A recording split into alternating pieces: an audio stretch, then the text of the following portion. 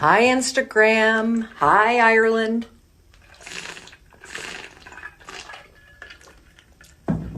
First person on the live stream from Ireland.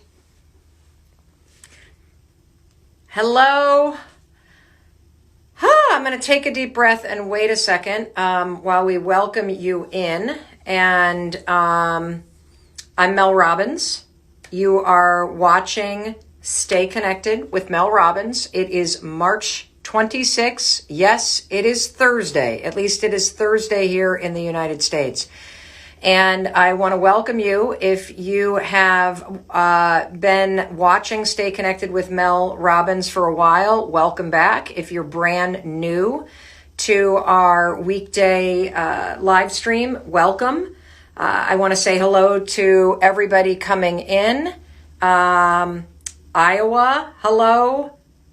New Mexico, hello. Ireland, hello. Brazil, hello. Dubai, hello. Traverse City, Michigan. Woo! Got the mitten up. Belgium, awesome. Welcome to Sacramento. Welcome Morocco. Jersey in the house. I got the fist bump for the Jersey folks. Venezuela, love it. Hello from Michigan, the Netherlands. I love our community. Kuwait. Truly global community watching Stay Connected. And Stay Connected with Mel Robbins is here for one reason. It's to help you stay connected to yourself and to a global community around the world that is here to encourage you and to help you through this collective moment of anxiety and through uncertainty.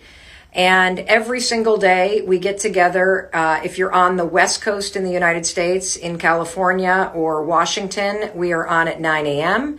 If you're on the East Coast of the United States, I go live every weekday at noon. If you're in London, it's 4 p.m. If you are in India, it is 9:30 at night. And if you are our friends in Australia, it is 3 o'clock in the morning. Every single weekday I am here because we are stronger together and there are simple things that you can do.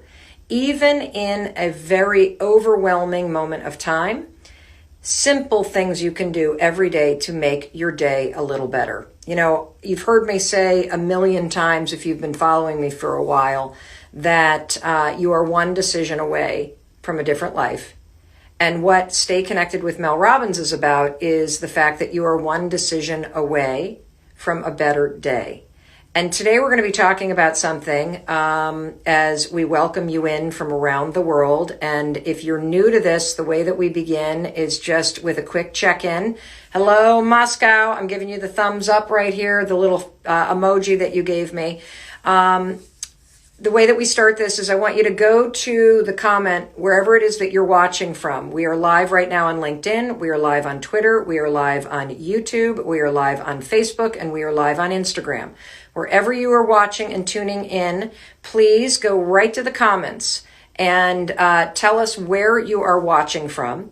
And today's topic, hello, Iran. Hello, Atlanta. Oh, another person in Iran. We've got Germany, Hungary on YouTube. We've got somebody tuning in from Aruba. We've got people all over the place in LinkedIn. So welcome, welcome, welcome. And today I got a topic. Boy, do I have a topic. Are you worried that your parents or your grandparents are not taking the coronavirus seriously enough? I want that to set in for a minute. I've been noticing articles popping up all over the place, and I myself am having this issue with people in my life who are older, who I feel are not getting the risk right now and are not getting the urgent moment of time.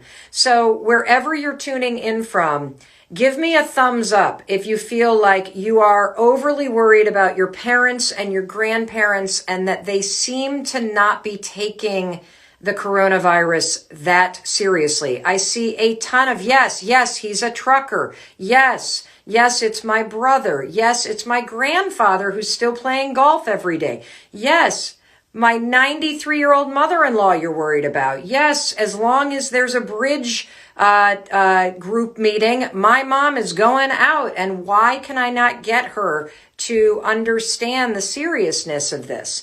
That's what we're talking about today. And I've got some unbelievably simple and helpful advice. And before I was on with you, I was on with Dr. Oz talking about this topic, because so many of us are struggling because we know that right now the coronavirus is a global phenomenon, and whether or not your community has been impacted at a profound level, the way that our friends, I see this, my stepfather who has diabetes, you're worried about. My aunt, she just keeps going to all these stores.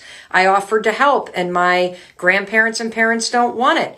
My dad is going shopping every day because he's bored. My mom is 85. And I'm seeing from our friends in Europe, in the Czech Republic, it's the opposite. My parents are crazy depressed. My grandmother is not taking this seriously. And so all of us, as we come to this broadcast every day to talk about our own emotional resilience, which basically means your ability to be steady and calm when you meet a crisis and when you meet a challenge. And this is a collective opportunity for us all to practice the skill of being emotionally resilient. And so today we're going to talk about, what do you do when you're worried about your parents or your grandparents or your elderly colleagues, neighbors, friends, aunts, uncles who do not seem to be taking the threat seriously. And look, I'm with you. I'm with you about this, because when I look at the facts, and right now is a time to tune into doctors and experts who have studied epidemiology and experts that have studied infectious disease. It is a time to look at the data. It is very clear in my mind, as you look at how the United States is tracking. We are tracking exactly as Spain, as Italy has. Why we are not in a nationwide lockdown is beyond me. I'm not in control of that, but I think we are all going to be having to be concerned about our parents and our grandparents until the government orders a nationwide lockdown. Because until, this is the thing that I've come to realize, people don't change until it impacts them personally. And as long as it's happening out there, I don't need to worry about it. And for many of your parents and grandparents, even if they have diabetes, even if they have pre-existing conditions, even if they've beaten cancer, even if they have lung problems, even if they've been a smoker, they literally, unless it impacts them directly, as in right now, they are likely going to treat this as something that's happening to other people, because that's what human beings do. And I also have come to realize that a lot of people, when they face something that's scary, because being in a moment of discomfort and fear is so uncomfortable, what a lot of people do when they face something that's scary is, instead of taking it seriously, they give themselves a false sense of safety. They go into a denial mode. So one of the things I want you to realize is that the reason why your parents and your grandparents and your aunts and uncles may be going about their life as business as usual is because it's a coping mechanism for the fear they feel deep inside that they don't want to admit is real. That how could this possibly be serious if Home Depot's still open? Why should I be concerned? My private golf club is still letting us play golf. We just have to drive in our carts alone. Why would I be concerned? The bridge tournament's still happening. And so what I want you to understand is that I think it's a normal response to fear and uncertainty, to pretend and to be in denial that this impacts you until you are forced to face it. And so today I'm going to talk about various strategies that you can use to help the people that are not taking this seriously to face this. Because I know this is true, that until one of their friends is diagnosed, your parents and grandparents will not think this is going to impact them. Until the government shuts down the entire country that you're living in, your parents and your grandparents are going to think that this is not that big of a deal and it doesn't impact them. Or until you have a conversation with them that makes them understand how their nonchalant nature about this is impacting your health and wellness, your anxiety and your feels. Until you make it personal for them, nothing is going to change, and your worry is just going to increase. So let me talk about some things that you need to do, because look, tough times require tough love. And tough love is best delivered not in an order, not in a make wrong, not in you being righteous, but tough love during tough times is much better delivered in a longer, sit down, deeper conversation. Okay, because I'm seeing what you guys are writing. Your parents are in complete denial. Your grandparents are in complete denial. And so we're going to talk a lot today about a phrase that I learned from my friend Carrie Lorenz. She is the first female F-14 fighter pilot in the United States. She is kick-ass, a best-selling author, and she has this saying that I love. It's not about who's right or wrong. It's about what's right. I'm going to say that again. For those of you arguing with your parents and your grandparents or your kids about the seriousness of the threat of the coronavirus to every human being on this planet, it's not about who's right or wrong right now. It's about what's right. And the only thing that's right in this moment is your safety and your family's safety. That's it. If you get into a paradigm with your parents or your grandparents about who's right or who's wrong about what's happening, you will just get deadlocked into an argument. The only way to convince somebody that you love is to focus on what's right, which is someone's safety and your family's safety. And so I'm going to share with you a story, and then I'm going to share with you a couple tricks that you can use in these conversations, okay? Because I think your parents and your grandparents, when they see the news and they see the facts, and the facts are very simple. This is going to impact every human being on the planet. There's no doubt about it. This is going to be a virus that every one of us is exposed to. There's no doubt about it. And so what's right to do right now is to put your safety and your family's safety first. And I've struggled with this too. So I'm super close with my parents. And my parents spend the winters down in the panhandle of Florida in the Destin area, an area of the United States that I absolutely love on the Gulf of Mexico. It's something they look forward to every year. Our family's been going down there for 20 years. And when this first hit, there was no one in the panhandle that had been diagnosed. This was mostly like a New York and a Los Angeles thing. And so again, back to the first thing I told you, human beings don't change until it becomes personal. And so as you watch the I keep calling it Canara, like Panera bread, the coronavirus go to start spreading, and it starts becoming more and more real, that's when people start to pay attention. And so I would share with my parents, because it was 2 weeks ago today, everybody, 2 weeks ago today, that my daytime talk show, so I'm a best-selling author. You can see all the books behind me. In fact, you probably can't even see all of them. But the book I wrote, The 5-Second Rule, I wrote it published it 3 years ago. It's been read by more than 1 million people, and it's been translated into 32 languages. And those are some of the languages of the books behind me, because I love to see the global impact that we're making. And so my show got canceled 2 weeks ago because we were taping at CBS Broadcast Center, and people inside of CBS News had tested positive. So there's proof. Change. People don't want to change until it becomes personal. When there is a positive diagnosis at your work, in your community, in your friend group, at your school, it becomes personal. Boom, immediately. Show immediately canceled, no questions asked. The show will be on television until September, but we are no longer taping episodes, okay? So I left New York City 2 weeks ago. My husband and I immediately went into a form of social isolation. We bunkered down at the house. We canceled all our travel plans.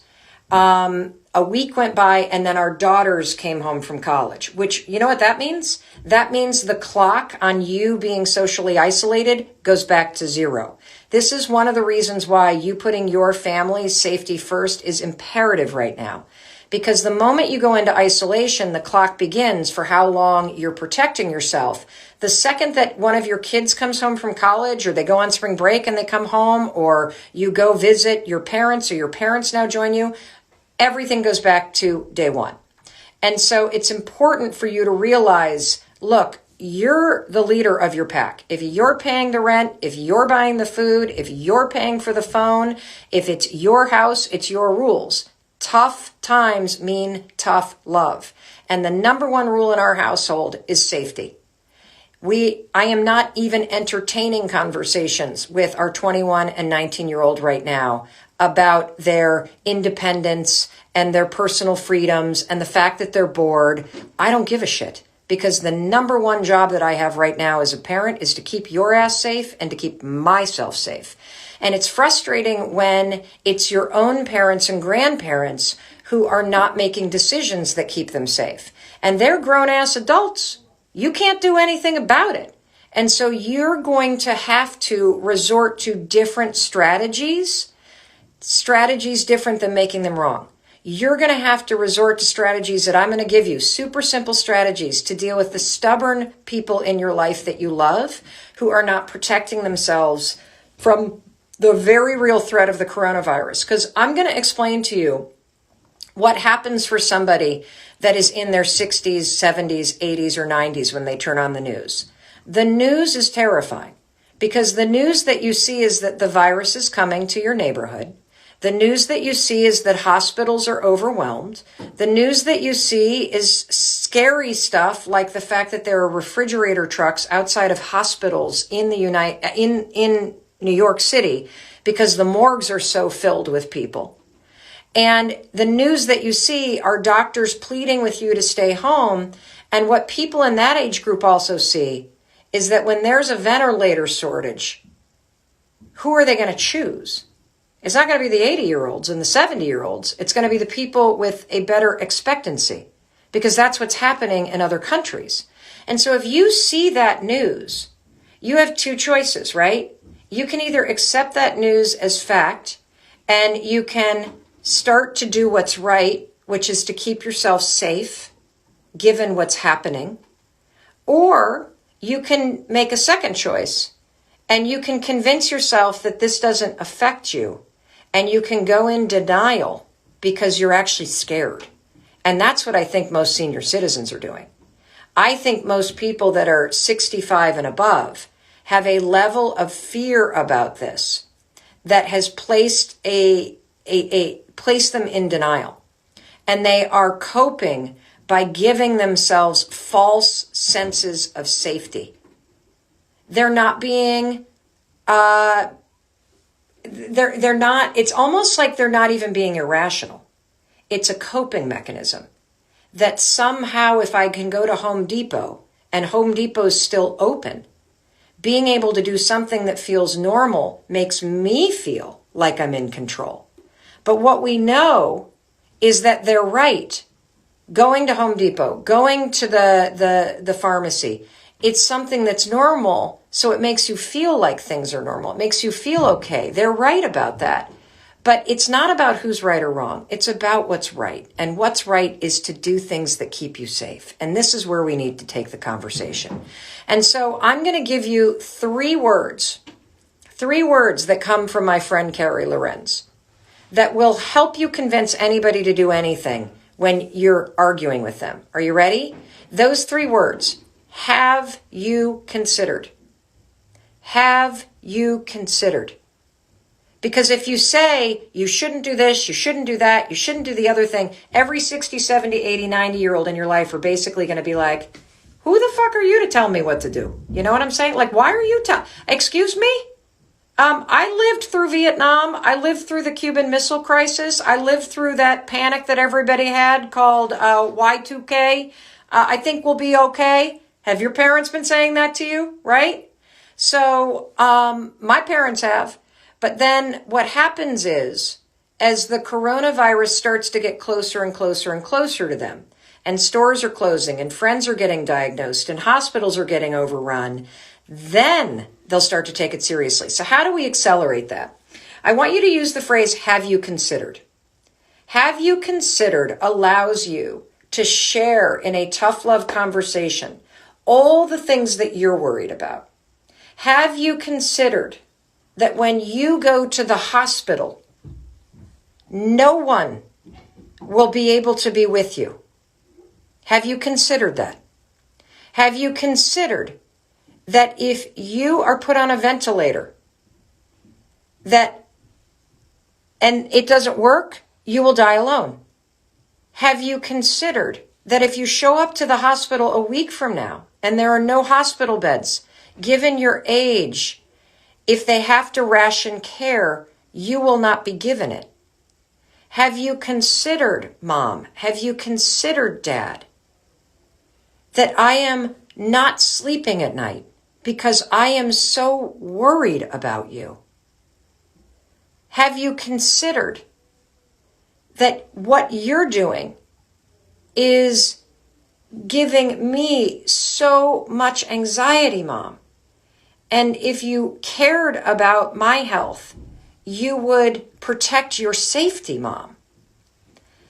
Using the words "have you considered" allows you to elevate what's right, which is your safety, okay? I don't want you to get into the finger wagging because, my parents thankfully made the decision. My father was a orthopedic surgeon for his entire life, and they made the decision as they started to see this getting closer and closer and closer. They said, you know what? It's not when this happens. It's not if it happens, it's when it happens. And I would rather be in Michigan, in our hometown, surrounded by friends and neighbors and at the hospital that I used to work at when this happens, than being in Florida in a vacation town surrounded by tons of people our age that are going to overrun the beds. So my parents thankfully drove back home to Michigan last week. Thank you, Mom and Dad. I was sleeping better immediately. My mother-in-law, on the other hand, who I love dearly, is making me crazy because she's 84 years old. And I know she jumped out of an airplane to celebrate her 80th birthday. And I know she goes for a 4-mile walk every day. And she is literally one of the fittest people I know. But she's 84 freaking years old. And she is in Florida right now, where half the population, I don't know that this is true, but that's where a lot of old people are. So the first place where the beds are going to get overrun and ventilators are going to run out is likely going to be Florida. And Florida still hasn't put the whole state in a shutdown. For crying out loud, they didn't even shut down the beaches until a couple days ago. So, I said to her, I'm terrified about you. And you know what she said to me? Brace yourself, everybody. She said, I'm okay because there's a bridge to get over here to Vero Beach. There's a bridge, everybody. I'm like, woman, this is a virus that has traveled across oceans, that has jumped from country to country. You don't need a passport to get this thing. This is airborne, and it is coming. And just because there's nobody diagnosed in your county, probably because nobody's been tested yet, everybody's grandkids just came down to visit them for freaking February break. You don't think that this is going to be a disaster? You're still going to your golf club? And you think just because you get in the golf cart and drive alone? Now, do you see that my tone of voice? It's a make wrong. It's a make wrong. When you communicate like that, you communicate, I think you're an idiot. And there is no faster way to get somebody to dig their heels in than to communicate that way. And so it's not about who's right or who's wrong. Because she's right, there's a bridge. But it's about what's right. And what's right is taking every precaution right now to keep yourself safe. And in my mind, I would feel a lot better, and I know my husband would, if she weren't in Florida, but if she were back home in Vermont. So I started using the have you considered. And I think the one that probably flipped a switch was when I said, have you considered that if you do get sick and you do go into the hospital, no one in the family will be able to go into that hospital to see you. And I know her family is more important than anything. And I think it was that thought, because when we spoke to her last night, she's now contemplating caravanning back to Vermont with some of her friends. Have you considered is like dropping a little grenade in somebody's head. And it makes them start to ruminate on the facts that are making you stressed out. And what happens is somebody comes to their own conclusion when you say, have you considered? Nobody wants to be shamed into changing. Nobody wants to be berated into changing. Nobody wants to be made wrong right now. Everybody is afraid of this thing. Even those of you that keep saying, oh, this is God's plans. It is what it is. Whatever you need to say in order to keep yourself calm, keep saying it. But it's not about who's right or wrong. It's about what's right. And what's right now is not only your safety, your family's safety, but what also is right is the safety of doctors and staying home, because that's the right thing to do. Yeah, you may not end up in a hospital, but what's right is for all of us to isolate ourselves so if we have it and don't know it and are non-symptomatic, we don't infect everybody else's grandparents that are over at CVS and Home Depot running errands so that they can give themselves a false sense of safety. That's why we are self-isolating. So I want to take a few questions. If you have some specific questions about this topic, please put them in the comments and we'll see if we can get to some of them. The first one I'm going to take is from Facebook. This is Lisa from New Jersey. Lisa, my 80-year-old father gets in his car every day to go shop Rite Aid to look for Scott paper towels and toilet paper. How can I explain to him it's dangerous for him to be in a grocery store? He will not listen to me. So Lisa, you are all of us. And your grandfather who goes to Rite Aid every single day to look for Scott paper towels and his toilet paper. That is a coping mechanism. Your 80-year-old father is probably too proud of a man to admit to you that he is afraid of this. And the fact that he is going to the store, something that he does all the time, part of his normal routine, and he's looking for a particular item, Scott paper towel and Scott toilet paper. That is a creature comfort. That brand makes him feel safe. And it's what he's doing in order to tell himself he's still okay. The only way you're going to convince him that this is dangerous is for you to sit down with him and for you to tell him over FaceTime, if you got, and I'm going to say something if he's living with you too, and tell him this scares you to death, and come up with about 10, have you considered, have you considered, have you considered, have you considered? And pause after each one and let him answer. Have you considered how I'm going to feel, Dad, if you get this because somebody else touched that toilet paper box that you picked up and you caught it at Rite Aid because it lives on a surface for 14 days? That's what the doctors are saying.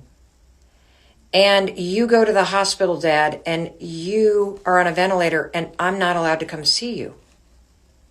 You guys, our dog was really sick the other day and we took him to the vet. This was 2 days ago. We couldn't go into the vet with him. They had to come out with gloves and masks on and take our dog from the car and into the vet because of the coronavirus. So if you start saying, have you considered how I'm going to feel, Daddy, if you're in the hospital and I can't come in and be with you? I'm sure he hasn't considered that. The other thing I want you to know is if they're living with you, it's your house, so it's your rules. He can ride in the car with you, but he can't go in with you. It's your house, your rules. And we don't want to have these conversations because they're uncomfortable. But you have to have these conversations. And look, I don't know if it lives on a surface for 14 days. I've read 9 days. I've read 14 days. I've read 5 days. It's not about who's right or who's wrong. It's about what's right. And so what's right is protecting yourself. What's right is you being safe. And so Anne from Connecticut, let's take another one. She wrote on LinkedIn, I am my mother's lifeline, and because of her age, I have to keep 6 feet away from her. How do I explain an elbow bump to an 83-year-old mom?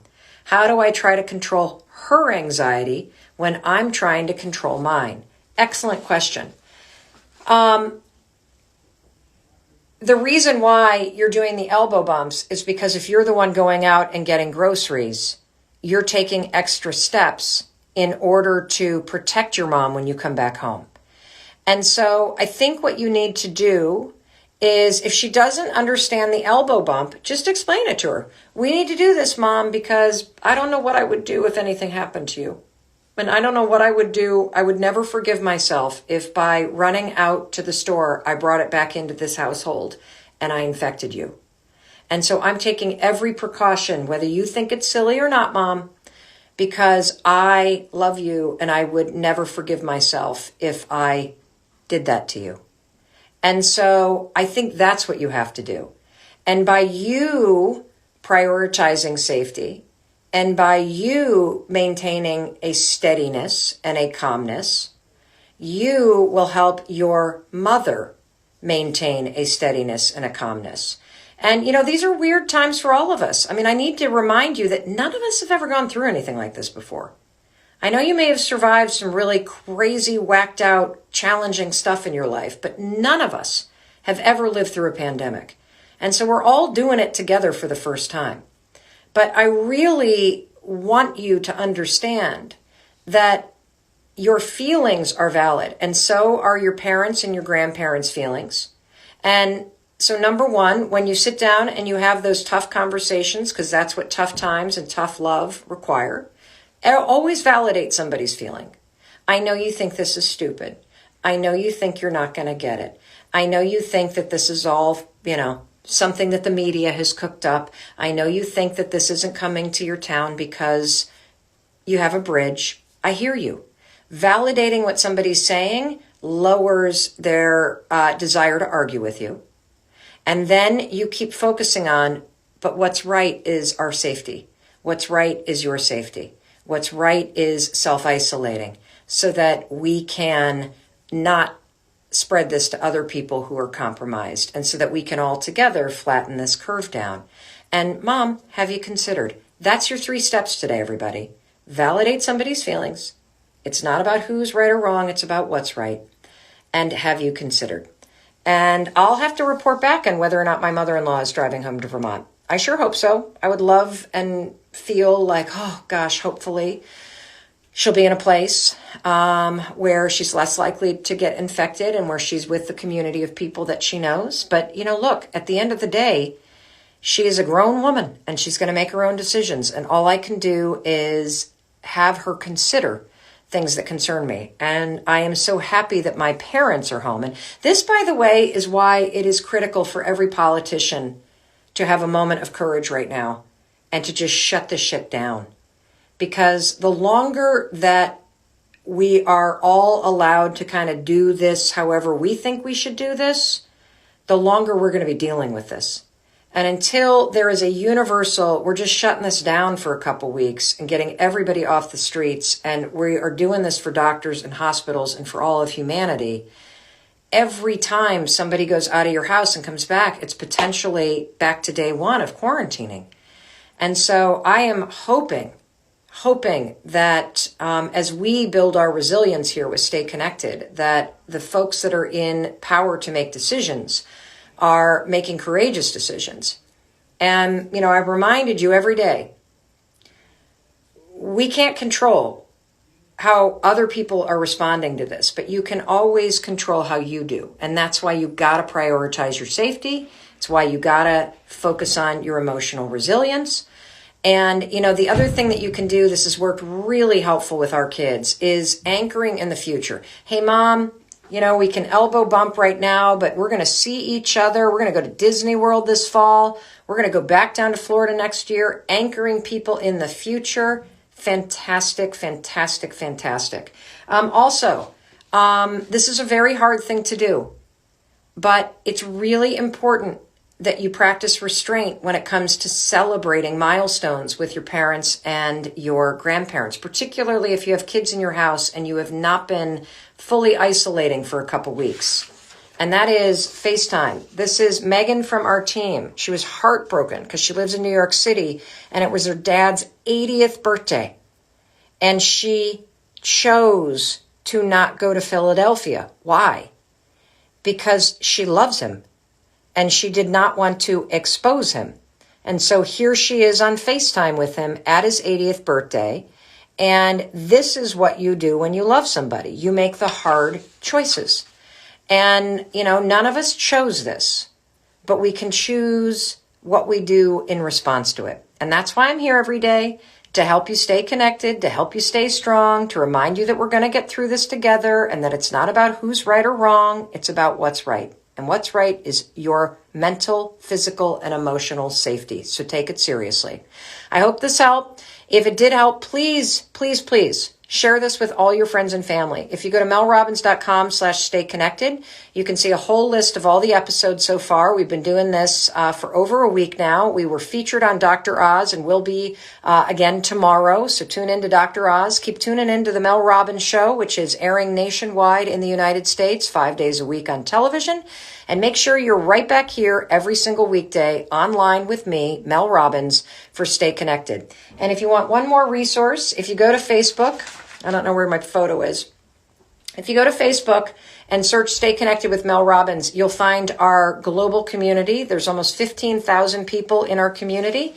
It's nothing but people that are encouraging and supporting one another. No updates about COVID or coronavirus, just encouragement, humor, fun, global community coming together to help you through this moment of worry and uncertainty. And I promise you, you stay with me, you will emerge from this stronger and better version of yourself.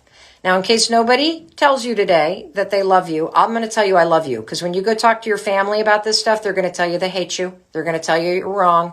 Just keep telling them, have you considered? And I want you to know that I love you and believe in you. And we're going to get through this together. I'll see you tomorrow.